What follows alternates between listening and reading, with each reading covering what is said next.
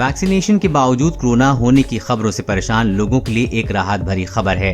खास तौर पर एस्ट्राजेनेका की कोविशील्ड वैक्सीन लगवाने वालों के लिए हाल ही में देश के सशस्त्र बलों के 15.9 लाख से ज्यादा हेल्थ केयर वर्कर और फ्रंट लाइन वर्कर पर हुई स्टडी के मुताबिक कोविशील्ड के दोनों डोज लेने के बाद होने वाला कोरोना यानी कि ब्रेक थ्रू इन्फेक्शन कम पाया गया है। यानी कि कोविशील्ड लगवाने वालों में वैक्सीनेशन के बाद होने वाले ब्रेक थ्रू इन्फेक्शन 93% कम होंगे। ब्रेक थ्रू इन्फेक्शन को लेकर देश में हुई अब तक की सबसे बड़ी स्टडी के अनुसार देश में वैक्सीनेशन के बावजूद कोरोना होने की दर तकरीबन 1.6% है। यानी देश में पूरी तरह वैक्सीनेटेड 1000 लोगों में 16 लोगों को दोबारा कोरोना हो सकता है। किसी शख्स को वैक्सीन की दोनों डोज लगने के 2 सप्ताह के बाद ही पूरी तरह वैक्सीनेट माना जाता है।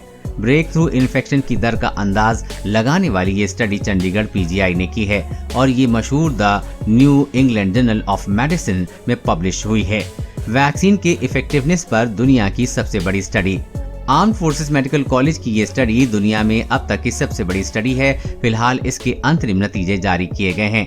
रिसर्च का कहना है कि अब तक जितनी भी स्टडी हुई है उसका सैंपल साइज 10 लाख से कम था। इसलिए हम मानते हैं विन विन कोहॉर्ट संभवतः वैक्सीन प्रभावशीलता पर दुनिया भर में हुए सबसे बड़े अध्ययनों में से एक है।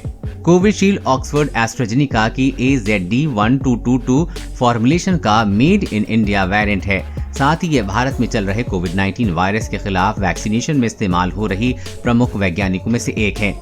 नीति आयोग के सदस्य डॉक्टर VK पॉल ने इस स्टडी के नतीजों का जिक्र करते हुए बताया है कि ये अध्ययन 15 लाख से ज्यादा डॉक्टरों फ्रंटलाइन वर्कर्स पर किया गया है।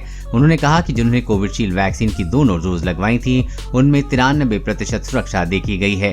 कोरोना की दूसरी लहर के दौरान डेल्टा वेरिएंट का कहर देखा गया था। ये स्टडी उस वक्त की गई है जब भारत में वैक्सीन की शुरुआत 16 जनवरी से हुई है, जिसमें सबसे पहले आर्म फोर्सेस के हेल्थ केयर वर्कर और फ्रंट लाइन वर्कर को वैक्सीन लगी थी।